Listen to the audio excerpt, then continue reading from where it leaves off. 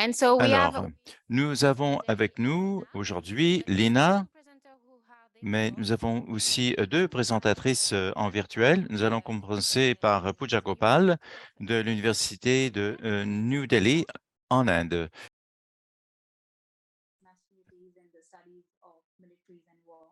Alors, je vais vous parler de la masculinité dans les forces armées.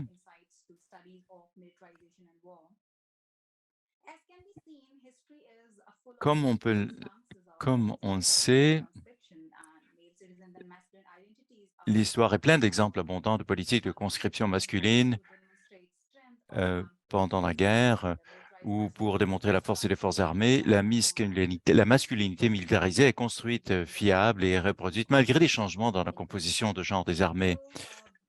Le concept de masculinité militarisée, qu'est-ce que cela veut dire? Est défini comme l'ensemble des comportements qu'on attend des hommes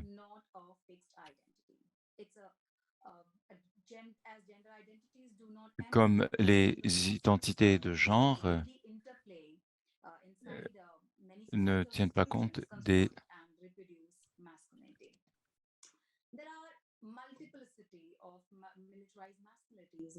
Donc, il y a plusieurs masculinités militarisées qui émergent si on tient compte des questions d'ethnicité, de genre, de capacité physique.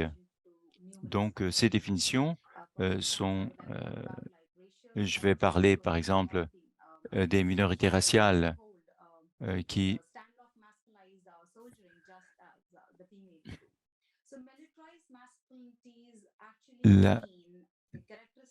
Donc, la masculinité militarisée,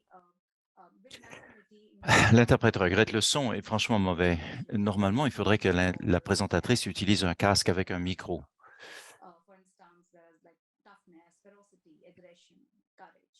Donc, l'agression, le courage sont des qualités masculines.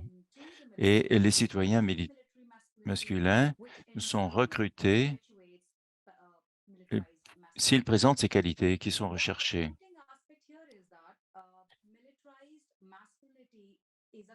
Mais la masculinité militarisée est une notion construite comme le genre.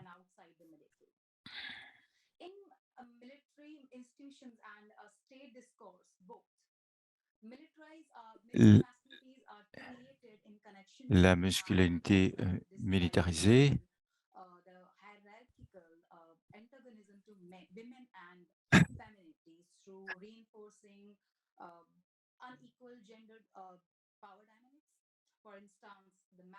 just warriors who guard the feminine beautiful souls. According to feminist scholars, the gendered duality of donc la dualité genrée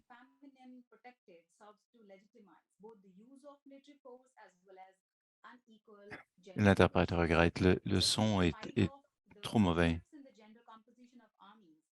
During the 20th and 21st centuries, there is still an inextricable link between men and militarism and women and pacifism. Not just the militaries, there are multiple factors which contribute to the production of militarized masculinity, such as individuals through beliefs and deeds, and institutions through policies of state and public and private militaries and international organizations. And thirdly, ideology, culture, and discourse like films, media, social norms. So importantly here, militarized masculinities influence and are influenced by not only military practices, but by state policies, by security discourses, educational programs, media discussions, popular culture, personal relationships, identities, and many other factors. So here I would now come to the military aspect primarily. We see military as one of the crucial factor or crucial setting where one may find or identify how masculinity is constructed, is institutionalized, practiced, and maintained. What is culturally construed as men is shaped by the military institution. So militarism upholds social norms that favor men. As a result, the relationship between masculinities, combat, and the military as a social institution has sparked theoretical debates about reproduction of patriarchal gender relations as well as the hegemonic masculinity. Here we come on hegemonic masculinities. What is it? Uh, hello. So we see that a large, number of here comes a military masculinity, a type of militarized masculinity which is built on overpowering, built to overpower others, like particularly women and children, as well as subordinate males in a particular patriarchal gender structure. It is formed against various masculinities as well as against devalued femininities. When masculinity is successfully militarized, militarism and masculinism strengthen one another, and militarism and patriarchy also complement each other, such as like men become synonymous with power, violence, and is viewed as powerful, courageous, chivalrous defender of the passive, volatile, devalued women. And this leads to a skewed perspective of men where they are either perceived as defenders or offenders, but are seldom viewed as the victims of assault in the violence and conflict discourse. So one crucial point is that media depicts women soldiers as equal combatants, and while also highlight their feminine skills in their soldiering. So it is a contradictory creation of militarized femininities. What is it? It promotes masculinity as the norm of soldiering. It means female soldiers are viewed as equal to or distinct from the male soldiers rather than a soldier in their own right. Tensions between equal opportunity and disparity continues to influence public discourse about women in the military, even after all obstacles to their full integration have been removed. Female soldiers still tend to serve in the non-combat capacities, are underrepresented in the combat arms, and struggle to uphold the standards of masculinized militarism. Even though militaries continue to be male-dominated institution, the correlation between masculinity and military is eroding in nations all over the world due to the evolution of militarized masculinity, which is influenced by various variables such as the shifting masculinity or femininity norms, the inclusion of women in the military, financial incentives, and the nature of upcoming military operations. So here, feminist scholars argue that reducing the importance of dichotomous hierarchical gender norms within military is indispensable, as is distancing the violent form of masculinity in order to de-link militarism and masculinity and reconstruct or reform militarized masculinity. Here, the scholar Claire Duncanson has contended that militarized masculinity can actually change in some circumstances. For instance, peace-building masculinity, which is constructed through relations of empathy, equality, and mutual respect. However, there are skepticism with regard to military's ability to change because militaries have traditionally fostered and relied upon aggressive masculinities. Even the involvement of women in combat roles do not always challenge the masculinized form of soldiering. A true redefinition of masculinity in the military world necessitates developing new techniques of training, recruiting, inspiring that do not depend on elevating masculinity and denigration of femininity. So in the last line, I would love to say that militaries are basically what we construct of them. So both military and the security are social construct with the potential for change. Here I end.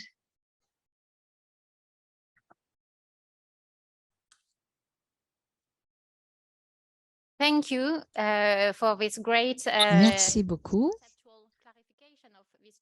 pour cette précision conceptuelle excellente d'une définition que nous utilisons tout le temps, mais que nous ne comprenons pas complètement. Lena, à vous. Well, thank you very much for having me here today. Merci beaucoup de m'inviter. Je suis Lena Temsida, je suis professeure adjointe dans le département de psychiatrie et de neurosciences de comportement à l'Université McMaster à Hamilton, au Canada. Je dirige le groupe de recherche de santé et bien-être des militaires qui fait partie de l'unité de recherche dirigée par la docteure Martha McKinnon. Alors, j'aimerais reconnaître que l'Université McMaster se trouve sur le territoire traditionnel des Anishinaabe et les Anishinaabe, donc ces nations et la Confédération, qui étaient reconnues donc le Wampum Belt. Et pour se dire, reconnaît la dette envers les personnes qui nous ont précédés, reconnaître nos responsabilités comme invité de reconnaître la relation étroite entre les peuples autochtones et ces terres. Souvent, nous utilisons le symbolisme d'un plat pour représenter le territoire et une cuillère pour indiquer que les gens doivent partager les ressources et les terres, utiliser seulement ce dont ils ont besoin. Alors, le travail dont j'aimerais vous parler aujourd'hui est un sous-ensemble de données réduits que nous avons trouvé dans le contexte d'une étude plus large. Il est important pour vous faire comprendre le contexte des conclusions préliminaires que je vais présenter aujourd'hui. La nature traumatique des événements de déploiement militaire au risque tel que le combat est bien reconnue. Cependant, l'impact d'autres événements liés au service, tels que ceux qui augmentent le risque de préjudice moral, est mal compris, y compris chez les personnes qui ont vécu des traumatismes sexuels. Donc, l'inconduite sexuelle militaire et les traumatismes sexuels militaires font référence à tout type d'agression, de harcèlement sexuel subi pendant le service militaire. Le traumatisme sexuel comme concept a été associé à des taux élevés de faibles, donc taux de troubles mentaux qui sont liés à des taux élevés de dépression, de consommation de substances et de syndrome de stress post-traumatique. S'il est bien connu, les traumatismes sexuels augmentent le risque d'une multitude de séquelles négatives dans d'autres populations. On ne comprend pas suffisamment la façon dont le TMS affecte les anciens combattants des forces armées canadiennes. On se préoccupe de plus en plus chez les chercheurs, les fournisseurs de soins de santé, les décideurs de l'impact de ces événements sur la santé et le bien-être du personnel des forces armées canadiennes et les vétérans. L'objectif de l'étude principale sur laquelle cet article est partiellement basé consiste à comprendre les expériences d'inconduite sexuelle et traumatisme d'agression sexuelle sur le service militaire de tout ancien militaire canadien. Et c'est au cours de cette étude que nous avons cerné les indications nouvelles que le changement d'identité d'expression peuvent jouer un rôle dans la façon dont les femmes naviguent dans leur service, en particulier les services liés à leurs expériences d'ISH et de TMS. Nous savons, selon la recherche, que les gens vont constater que l'expression du genre, une façon pour les gens de naviguer dans les espaces change. Donc, une étude a révélé j'avais étudié une étude qui indiquait que les femmes tendent à adopter des styles de communication plus masculines qui sont considérés comme plus efficaces lorsqu'il faut atteindre un objectif souhaité à court terme. Un autre étude indique que comment, dans un lieu de travail dominé par les hommes étiquetaient les collègues féminines comme étant soit féminines, non féminines. Et cette différence de traitement qui a conduit à la sexualisation, l'intimidation éventuellement, fait en sorte que les personnes sont isolées, donc ont un faible rendement au travail et ont des problèmes d'estime de soi. Et une étude aux États-Unis montrait que ceci était vraiment relié étroitement au modèle des femmes et les femmes qui se sont identifiées comme lesbiennes ou bisexuelles avaient reçu plus de mentorat de carrière lorsqu'ils faisaient face avaient des traits plutôt hautement masculins par rapport à leurs homologues hétérosexuels qui recevaient moins de mentorat ou plus lorsqu'ils présentaient une faible représentation des traits masculins ou féminins. Donc, la littérature Chez les professions, Ignacio montrait que l'expression du genre donc influe la façon dont quelqu'un vit la vie professionnelle. Ce que l'on ne sait pas très bien, c'est comment l'expression des genres, le comportement sexuel se manifeste chez les femmes qui ont vécu un traumatisme, surtout relativement à cette étude, c'est-à-dire comment les femmes vivent le traumatisme sexuel dans les forces armées canadiennes. Pour vous donner un aperçu de l'étude, il y avait une approche multi-approche qui présentait donc des informations démographiques ainsi que les questionnaires psychométriques, y compris une évaluation du stress post-traumatique, l'anxiété et l'anxiété. Nous avons regardé la dissociation, la réglementation émotive, d'autres événements, également du traumatisme relié également inventaire de la honte liée au traumatisme, inventaire de la culpabilité, etc. Pour ce qui est des entrevues, nous avons étudié plusieurs dimensions de la vie de ces personnes. Je suis une ergothérapeute par formation. Je suis très intéressée par la façon dont les changements dans la vie influent sur la vie quotidienne et comment la vie quotidienne est influencée par quelque chose comme, par exemple, un traumatisme sexuel. Donc, j'ai pu regarder ces expériences de travail, c'est-à-dire étant donc bénévole, etc., étudiante, comment les gens peuvent autogérer leur santé et leurs activités. Nous avons également étudié les relations. Cela veut dire un partenaire intime, des relations avec les membres de la famille, les enfants, les membres de la collectivité, les collègues, l'identité, sur quoi je vais revenir dans la étape suivante. Ça m'intéressait, je voulais voir quel était l'impact sur la santé mentale et le bien-être, la santé sociale et le bien-être. Et je voulais aborder les expériences des personnes vécues auprès des organisations militaires, les anciens, par exemple, les forces armées canadiennes, des vétérans, etc. Alors, on a posé une question portant sur l'identité. Et voilà l'information que je vais présenter en plus grand détail dans cette présentation. Dans quel sens est-ce que votre identité a été touchée par votre expérience pour avoir vécu un traumatisme sexuel militaire? Je suis ergothérapeute, nous regardons le changement des rôles, les identités des personnes et dans quel sens ceci influe sur le rôle qu'ils jouent dans leur vie quotidienne. Je m'attendais à avoir des informations sur leur rôle, c'est-à-dire comment j'ai été influencée comme travailleuse, comme parent, comme amie et mon identité à titre de militaire. Ceci a changé. Nous avons trouvé que lorsqu'on parle d'identité, réellement parler de leur genre, de leur identité sexuelle, la présentation et leur expression.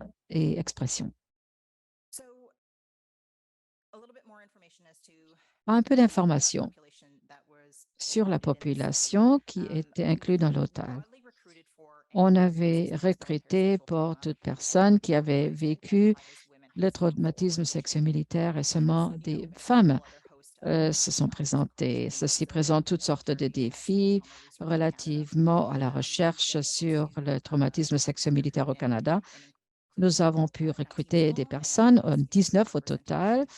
Donc, il y avait une représentante des militaires dans les forces armées canadiennes, l'armée, l'aviation royale et les réserves. Et également, il y avait des gens de partout au pays, mais la plupart des personnes, donc 50%, se trouvaient en Ontario.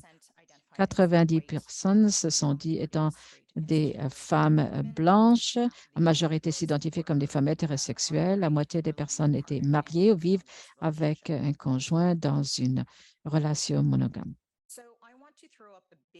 Alors, j'aimerais vous mettre cette grande affiche de prudence avant de présenter les résultats. Je dois souligner que ces conclusions sont préliminaires. On ne peut pas à ce stade-ci en tirer des conclusions car l'analyse des données a été effectuée sans tenir compte de l'ensemble des données. Mais apparemment, il semble y avoir une corrélation entre les vécus des personnes, d'expérience donc d'agression sexuelle et leur vécu d'identité sexuelle, expression d'identité sexuelle dans le cadre de ce groupe. Alors, ce que je vous présente aujourd'hui pourrait être interprété un peu plus loin dans quelques étapes. J'aimerais juste vous mettre en garde ce sont des liens que nous établissons. Nous avons trouvé qu'il s'agissait des liens intéressants. Cependant, nous ne voulions pas que vous quittiez cette présentation avec plus que cela.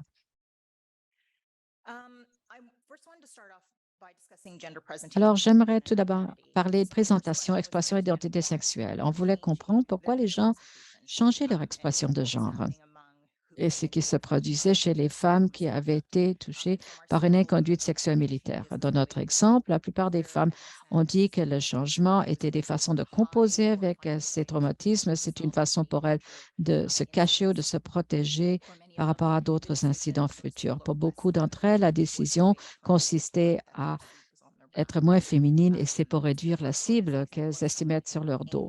Donc, première chose, c'est une femme qui tentait de s'habiller en neutre, donc pour éviter un peu la féminité. Et deuxième citation, c'est une description, quelqu'un qui avait changé son apparence pour avoir l'air moins féminine. Et la dernière citation, c'est quelqu'un qui parlait du fait que malgré qu'elle avait changé ses cheveux, elle mettait l'uniforme pour ressembler à tous, tout simplement, elle ne pouvait pas cacher le fait qu'elle était femme. Une autre façon dont on changeait donc l'identité, expression de genre, identité, c'était la façon dont elle se comportait. Finalement, c'était des comportements qui étaient considérés comme étant moins féminines ou pas très féminins. Le pourcentage, c'est ce que vous voyez ici dans la deuxième citation, c'est une femme qui était enceinte, elle essayait d'éviter que cela fasse obstacle à son travail. Donc, elle évitait de parler de la grossesse au travail ou également s'impliquer dans des tests, dans des activités comme ressemble à un des cas. C'était sa façon de cacher sa féminité dans la mesure du possible et ensuite, elle a changé son comportement. Donc, c'est quelque chose que quelqu'un faisait de façon délibérée pour avoir l'air moins féminin. Nous avons remarqué autre chose lorsque nous avons déballé les données sur l'identité portées sur la présentation, expression, identité sexuelle. Un peu similairement à la raison pourquoi les gens ont changé leur comportement, leur expression et changé leur présentation sexuelle. C'était une façon pour elles de composer avec l'expérience d'un traumatisme militaire sexuel ou une inconduite, une façon de se cacher, de se protéger, d'être assujetti à de telles situations autrefois. Pour certaines femmes, elles ont dit qu'elles cherchaient la protection de la part des hommes en s'associant avec des hommes. Donc, les femmes avaient indiqué qu'elles avaient eu des rapports, des aventures amoureuses avec certaines personnes mâles, avec des hommes pour bénéficier de leur protection et apparemment on disait qu'elles étaient copines de cet homme et ceci semblait leur fournir une protection contre d'autres agressions. Certaines femmes ont également indiqué qu'elles développaient des amitiés très étroites avec des hommes dans leur cohorte pour bénéficier de la même protection. Plusieurs femmes ont indiqué qu'elles avaient changé également leur comportement et expression sexuelle. Comme je l'ai déjà dit, je n'établissais pas un lien direct entre le vécu d'un traumatisme sexo-militaire et le changement de l'identité, expression, etc., parce que l'identité sexuelle va au-delà de cela. C'est beaucoup plus complexe. Mais il semble y avoir un lien entre le vécu d'un traumatisme sexuel et ces changements rapportés au niveau de la sexualité. C'est une autre porte par laquelle il faut passer pour faire beaucoup plus de recherches en la matière. Donc, la personne dans la première citation a dit qu'elle s'identifiait comme étant asexuelle depuis l'agression. Et la deuxième personne décrivait qu'il y a eu un changement important au niveau de sa sexualité. Et finalement, dans la dernière citation, on parle de la présentation du participant et que maintenant se présente au monde comme ayant une certaine sexualité et elle avait l'impression que c'est une façon qui lui permettait de se protéger d'autres agressions. Évidemment, il y a des limitations. Dans cette étude, nous avons un ensemble de données assez réduit et néanmoins, ceci s'applique surtout à la recherche que nous effectuons en matière de santé et bien-être. Les résultats préliminaires actuels n'ont pas encore fait l'objet d'une étude dans le cadre d'autres ensembles de données. Je cherche à enquêter davantage comment le genre et la présentation sexuelle et l'identité sexuelle touchent le bien-être et les relations et le fonctionnement actuel de ces personnes. Actuellement, et d'ailleurs, je vous parle d'une des études que nous allons effectuer. Actuellement, dans notre unité de traumatisme de recherche, nous explorons le vécu militaire de ces personnes chez la communauté des LGBTQI+, et nous espérons pouvoir éclairer davantage la situation. Nous aimerions reconnaître que ce projet a été appuyé grâce à un financement offert par True Patriot Love Grant et également tout ce que vous voyez ici à l'écran, les affaires vétérans du Canada. J'aimerais reconnaître que c'est une liste très partielle des parties prenantes qui étaient liées à cette présentation. Merci beaucoup.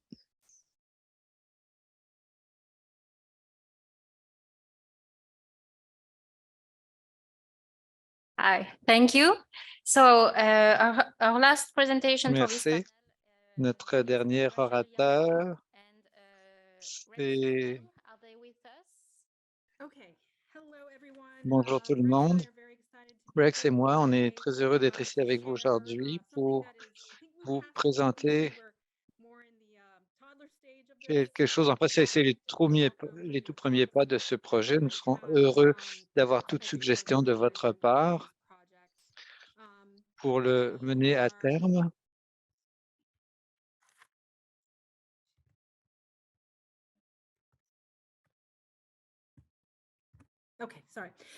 Bon, voilà notre avertissement. On est obligé de vous présenter ça parce qu'on travaille tous les deux pour le ministère de la Défense des États-Unis. Alors, le contexte de notre projet, l'idée, évidemment, que l'histoire est écrite par les vainqueurs, ce n'est pas nouveau. Quand on regarde nos institutions, tout cela est fait par les gens qui prennent les décisions. Les décideurs déterminent nos lois, notre culture, notre société, et c'est rarement représentatif sur le plan sexuel, racial et ainsi de suite. On se demande si on veut savoir, si on ne sait pas comment les institutions ont un effet différent sur les gens selon qui ils sont, on ne peut pas comprendre l'effet de ces institutions. Donc, on veut savoir, bon, le fait d'être dans l'armée américaine, ce n'est pas un droit, mais la capacité de choisir sa profession et de réussir, fait partie de l'idéal américain. Quand on regarde l'ordre exécutif permettant aux transgenres de servir dans l'armée, je crois que ça remet en question cet idéal. Même si les États-Unis ont eu des lois contre la discrimination, le problème, c'est que des politiques permettent d'exclure des gens parce qu'ils font partie d'une minorité. Notre projet veut utiliser la théorie queer et des études de cas pour faire un contraste entre la situation des gens transgenres et les gens qui ont été exclus en vertu de la politique, ne rien demander, ne rien dire. On va étudier la formulation des politiques, l'effet de ces politiques sur la trajectoire professionnelle des militaires. Et le but, c'est de déterminer quel vocabulaire a été utilisé et quels arguments ont été utilisés par rapport aux effets sur les gens concernés, sur la société. Donc, on envisage l'environnement, les périodes de temps et ainsi de suite. Comprendre l'environnement dans lequel les politiques sont adoptées, ça nous permettra de mieux comprendre pourquoi elles se perpétuent et pourquoi elles minent l'application des idéaux démocratiques. Quand on pense aux politiques proprement dites, je ne sais pas si vous êtes au courant, j'aimerais en dire un mot. La directive 1304.26, en 1983, le président Clinton l'a fait adapter. C'est entré en vigueur à la fin de 83. Ça a créé les normes de qualification, les normes d'admission bon, pour les gens qui entrent dans l'armée. Il y a un article, le 2.1.2.8, qui met l'accent sur la conduite homosexuelle. On n'interdit pas aux homosexuels d'entrer dans l'armée parce que ça est considéré comme une question d'ordre privé. Donc, personne ne doit révéler son orientation sexuelle, mais les gens on interdit les conduites homosexuelles. Donc, la tendance à commettre des actes homosexuels de façon réelle ou probable. Ça, c'est tiré de la directive, ce que je vous dis. En 2010, la politique 2965 qui annule cette politique et en septembre 2011, cette politique ne rien dire, ne rien demander n'est plus en vigueur du tout. Donc, tous les Américains, quelle que soit leur orientation sexuelle et leur conduite sexuelle, peuvent entrer dans l'armée.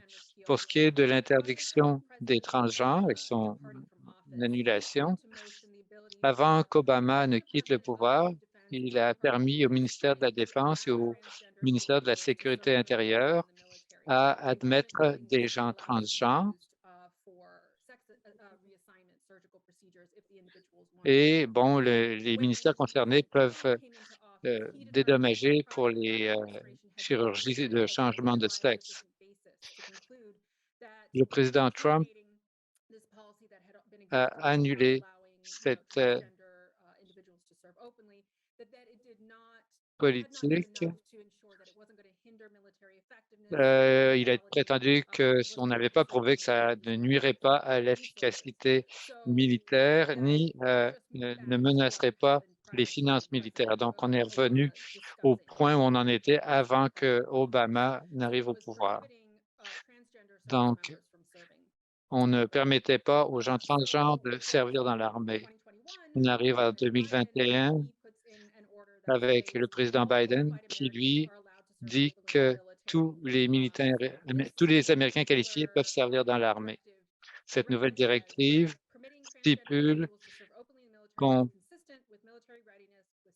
permet aux transgenres de servir pourvu qu'ils respectent les mêmes conditions que les autres militaires.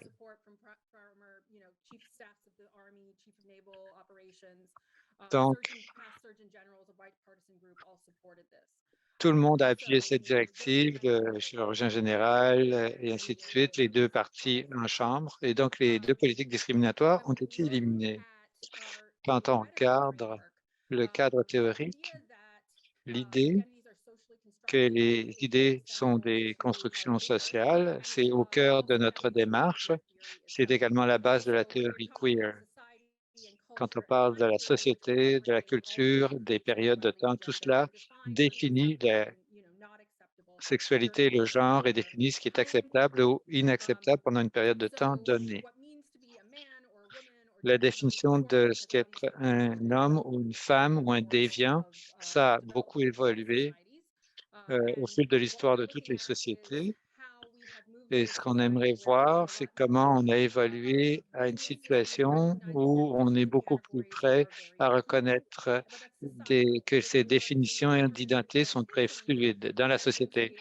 Mais chez les politiciens, on dirait qu'on est beaucoup moins ouvert à ce changement en matière de politique et de loi. Si on vit dans une société où les identités ne sont pas prédéterminées, quelles conséquences cela peut-il avoir sur la politique, la société, la culture? La théorie queer, c'est un terme très ambigu, le mot queer. C'est une façon de nommer, de décrire et de faire. C'est très intersectionnel. L'identité personnelle est considérée comme une expérience humaine autant que sociale. Donc, on ne va pas accepter ce qu'ont établi les études, quelle que soit leur origine. On va aller au-delà des limites établies dans le passé. l'un des aspects principaux de l'idée de la théorie queer, c'est de queerer la culture populaire. On va donc exposer et problématiser les façons dont la sexualité est conçue. Et on veut aussi comprendre au-delà des textes, on veut considérer l'expérience et la subjectivité sexuelle dans les vies quotidiennes par rapport aux normes sociales en fonction du sexe, de la race et de l'orientation sexuelle. Alors voilà le cadre général de notre approche et je cède maintenant la parole à Rex. J'espère que tout le monde m'entend bien. Par rapport à la méthodologie, c'est divisé en 4 parties. D'abord, étude de cas, c'est une comparaison des différentes études. Il y a des parallèles à tirer entre la politique ne rien dire et ne rien demander et l'interdiction des transgenres en 2018, puis son annulation en 2021 par Biden. Ensuite, on va faire des entrevues d'histoire orale. Il y a toutes sortes de gens qui ont servi dans l'armée en vertu, dans le cadre de ces différentes politiques. Ensuite, on va faire un sondage sur l'inclusivité transgenre. On n'a pas encore d'autorisation officielle, mais on a fait la demande et on espère qu'on va recevoir l'autorisation et finalement des entrevues auprès de soldats transgenres et d'anciens combattants transgenres. Ce qui nous amène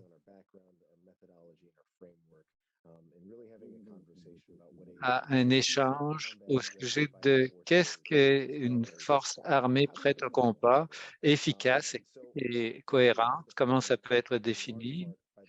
Ça a surtout été défini par l'armée et par les politiques et les lois. Pour résumer les choses, je ne pourrais pas entrer dans les détails, mais ce que je peux vous dire, c'est que Siebold et mes collègues à l'Institut de recherche américain ont établi un étalon pour la définition de la cohésion dans la hiérarchie militaire. Ça date de 2015 et c'est défini à 4 niveaux de cohésion: père, ensuite le dirigeant, l'organisationnel, et au niveau du bataillon et des compagnies. Une compagnie, c'est environ 100 hommes. Un bataillon, c'est environ de 5 à 800 soldats.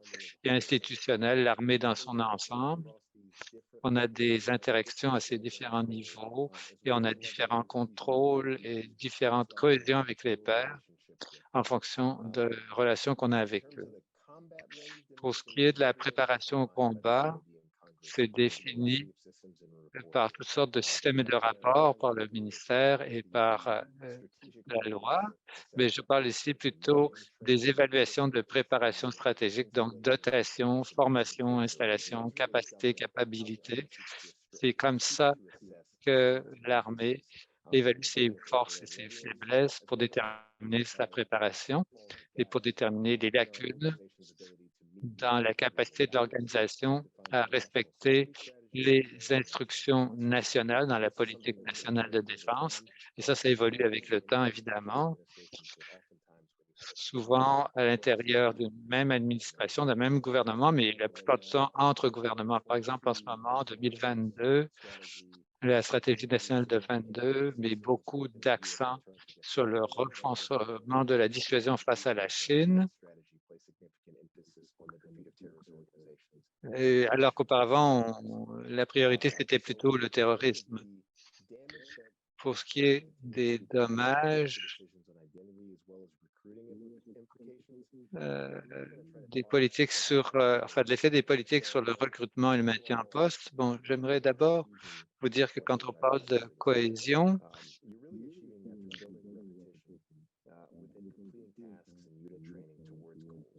on donne des formations par rapport à des objectifs, qu'il s'agit d'aller à un centre de formation pour atteindre une qualification ou être déployé quelque part dans le monde. À mesure que nous sommes passés d'une armée volontaire à la fin de la guerre du Vietnam et maintenant qu'on veut revenir à envisager des opérations de grande envergure, après plutôt des luttes contre les révoltes. L'armée, en général, conserve bien ses membres, mais pour ce qui est de recrutement et de conscription, c'est très faible. Donc, on reste tout le temps au risque de manquer nos objectifs de recrutement, surtout au niveau du simple soldat qui représente 82 de l'armée, selon le rapport publié la semaine dernière. En ce moment, l'armée ne remplit pas ses objectifs de recrutement. On manque d'effectifs. Et moi, j'ai enseigné de nombreuses années à West Point et je reviens maintenant au service régulier et je vois que c'est une grande difficulté. Selon le général McConville a témoigné au Congrès l'an dernier devant le Congrès que 22 seulement peuvent se joindre à l'armée sans permission spéciale. Et maintenant qu'on essaie de garder une armée professionnelle, il faut faire en sorte que le bassin de recrutement soit le plus large possible et que nos politiques permettent d'avoir accès à ce bassin de candidats qualifiés. Rachel, c'est à vous. Donc, brièvement, pour conclure, l'un de nos arguments, c'est qu'il faut cesser d'élaborer des politiques basées sur l'identité. On devrait avoir des lois contre la discrimination qui ne soient pas associées à l'identité. Il ne faut pas protéger les individus parce qu'ils font partie de groupes définis, mais ça devrait être une notion d'égalité pour tous, quelle que soit leur identité subjective ou objective. Le problème pour la lutte des droits civils aux États-Unis, c'est que paradoxalement, ça a toujours été basé sur l'identité, même si les groupes minoritaires se plaignent de cette discrimination. Donc, on regarde les choses de façon binaire, noir ou blanc, hétérosexuel, homosexuel, homme ou femme. C'est fixe, mais ce n'est plus utile aujourd'hui. La politique des identités est beaucoup plus fluide. Et c'est les mouvements sociaux continuent à se limiter aux définitions binaires. On ne répondra pas à la situation des gens non binaires. Pour toutes ces raisons-là, c'était très difficile d'adapter des politiques non binaires dans l'armée parce que ce sont les mêmes limites que dans la société quand on parle. Donc, dès que le militaire et le reste du gouvernement et de la société verra les identités de façon plus large, on pourra à ce moment-là se pencher sur la contribution que les gens peuvent apporter à une organisation plutôt que sur ces catégories préétablies. Merci beaucoup.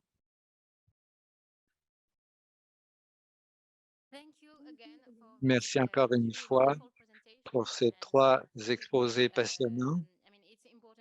C'est important de souligner à quel point la situation est complexe.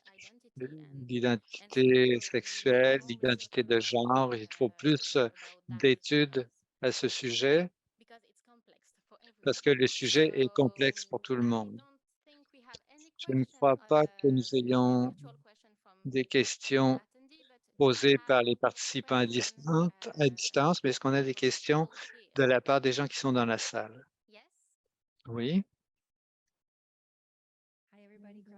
Bonjour tout le monde. Je viens du Collège royal militaire de Canada et je travaille au CIDP. Excellente communication ce matin. L'une des choses à souligner aussi, c'est que quand ces politiques finissent par être révoquées au Canada, c'est il y a 30 ans environ au Canada, en 82, qu'on a cessé de persécuter les gens qui avaient d'autres, qui n'étaient pas hétérosexuels et quand on ne les excluait pas de l'armée, de la GRC et de la fonction publique en général. Il n'y a pas d'effet négatif sur les organisations. Alors, pourquoi ces politiques existent-elles? Voilà la question qu'il faut se poser. La même chose dans l'armée américaine. Une fois qu'on a révoqué la politique, ne rien demander, ne rien dire, rien n'est arrivé. Ça n'a pas miné l'efficacité organisationnelle. Donc, cette grande peur qu'on avait que ces changements apporteraient, et quand on élimine ces politiques, on constate que l'organisation reste tout aussi efficace qu'avant. Donc, il est bon de le retenir, ces leçons, celles du Canada il y a 30 ans ou des États-Unis il y a à peine 10 ans, parce que ça n'a aucune pertinence, ces limites. L'identité d'un genre n'a aucun effet sur la cohésion opérationnelle. L'armée est basée sur la cohésion fondée sur les tâches, quel que soit votre genre. Si vous êtes capable d'exécuter vos tâches, votre équipe connaîtra le même succès. Cette idée que la cohésion serait basée sur des identités socialement construites, c'est de la foutaise. Et on le constate une fois qu'on élimine ces barrières. C'est bien de voir les suites de ces changements. Il y a des pays où ces politiques sont encore en vigueur parce que c'est lié à la culture du pays qui n'a pas assez évolué, mais ils ont des leçons à tirer. Ils pourraient dire, bon, est-ce que l'armée américaine s'est effondrée depuis qu'on a annulé cette politique? Je ne crois pas. C'est ce que je voulais dire, mais merci aux conférenciers. Ce qui nous ramène. Non, je me demandais si je pouvais réagir. Je suis à 100% d'accord avec vous. Je crois que c'est encore plus révélateur. On n'a pas encore assez insisté là-dessus, mais juste après le 11 septembre 2001, l'armée a adopté une politique de cesser les pertes, même si la politique ne rien dire, ne rien demander n'était plus était encore en vigueur. On ne vous permettait pas de démissionner parce qu'on voulait conserver les effectifs. Si on était convaincu que l'orientation sexuelle et la stigmatisation, ça avait des conséquences, ça n'aurait pas été possible parce qu'à une époque où on se préparait à la guerre, on voyait que la cohésion soit maximale. Cela a démontré qu'il s'agissait en fait de mesures politiques qui n'avaient aucun effet dans l'armée. Parce que quand on avait besoin de soldats, on était prêt à se débarrasser de tous les arguments avancés dans les années 80, de dire non, tout le monde va aller se battre, on a une cohésion, on a une mission, on va la remplir, qui que l'on soit. Mais cela n'a pas du tout été rendu public, ça a été fait de façon très discrète. Et comme vient de dire l'intervenante, c'est très important de le retenir et c'est quelque chose qu'on va retenir dans notre document, c'est sûr. Merci. Oui,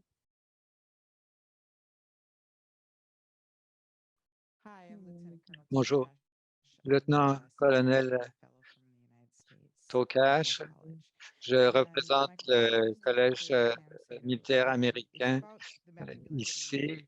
J'ai une question à poser au sujet de la masculinité, l'identification au trait masculin.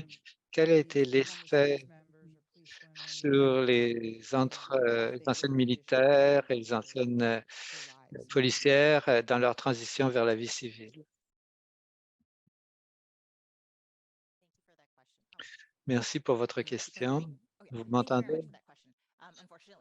Malheureusement, l'étude ne s'est pas penchée sur la transition entre la vie militaire et la vie civile. Ça fait partie de mes questions parce que je fais pas mal de travail sur ce processus de transition et je crois que, enfin, on sait que les identités personnelles doivent changer pendant cette transition. On doit cesser de s'identifier comme un militaire pour s'identifier comme un ancien combattant. Pour les gens qui ont subi les traumatismes sexuels militaires, ils ont voulu se désidentifier des militaires. Les gens, je sais que les gens ont du mal à se présenter comme ancienne combattante à cause de cette expérience traumatisante. Avec du plan, avec du soutien, les gens nous ont dit qu'ils voulaient se réidentifier comme anciennes combattantes, alors que cette identité, elles avaient voulu s'en débarrasser à cause de leur traumatisme. Est-ce qu'il y a d'autres questions?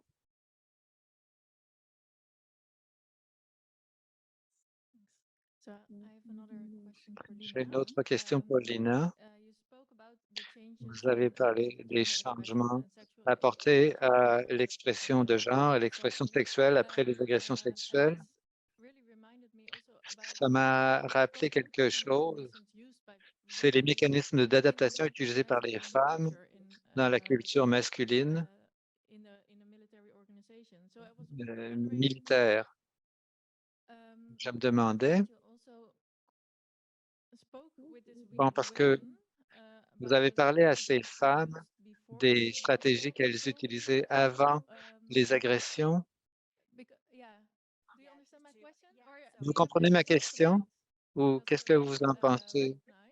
Parce que j'ai reconnu ces mécanismes d'adaptation dans toute la population féminine, au moins aux Pays-Bas. Je sais, non pas à partir de l'étude dont je vous ai parlé, mais je sais que les femmes s'adaptent et qu'il y a probablement des gens ici qui peuvent mieux en parler que moi, mais je sais que les femmes s'adaptent et on le fait tous pour s'adapter à une culture. Et ce que j'ai découvert par rapport aux femmes qui avaient été victimes par des inconduites sexuelles militaires, c'est qu'il y a des efforts délibérés de changer. Pendant la période de formation, bon, on a besoin de cette cohésion par rapport aux tâches qu'il faut développer quand on arrive du monde civil pour s'adapter au monde militaire. Ce que j'ai trouvé très intéressant, c'est qu'il y avait un effort délibéré de se présenter différemment parce que les gens avaient l'impression de ne pas être intégrés. Et ce que les femmes victimes de traumatisme m'ont dit, c'est qu'elles ont un sentiment de perte de contrôle. Elles n'avaient pas pu réagir aux agressions et pour reprendre le contrôle de leur vie, la maîtrise de leur vie, elles ont décidé de se présenter différemment, de façon très délibérée.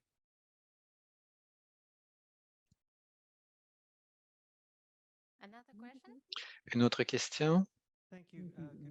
Merci, bonjour, je m'appelle Tania Gredzinski. Je suis au RMC, moi aussi. Ma question s'adresse à Rachel ou à Rex. Elle porte sur l'étude que vous menez. Est-ce qu'il y a du travail qui se fait dans d'autres académies militaires? Et savez-vous s'il y a des différences entre les différents corps d'armée, entre les différents services? Je peux commencer. Pour le travail séminaire, on n'a rien trouvé pour le moment qui se fasse de semblable, mais j'espère que les autres armées vont nous imiter, l'armée de l'air, la marine, tout ça. Et pour la suite de votre question, d'après vous, y a-t-il des attitudes différentes face aux soldats transgenres dans les différents corps d'armée? J'ai lu récemment un article rédigé par un capitaine. Je me demandais s'il y avait des attitudes différentes, des expériences différentes. Je suis sûr que les expériences sont différentes.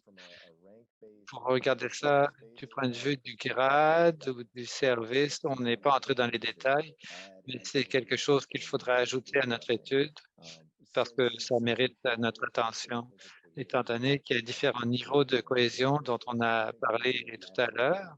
Je crois que ça serait très intéressant d'ajouter cette optique-là. Les choses que je fais au niveau du bataillon comme major, ça sera très différent euh, par rapport de ce que quelqu'un peut faire comme simple soldat ou comme sous-officier. Alors, c'est quelque chose qu'on va étudier, mais on n'a pas observé de différence jusqu'ici dans notre étude.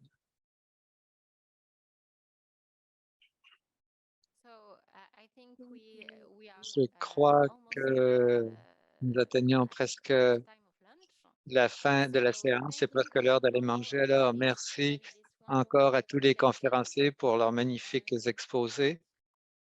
Oui, applaudissons-les. Et nous allons reprendre à 13 heures pour la suite des exposés. Bon appétit, tout est servi dans le couloir devant la salle.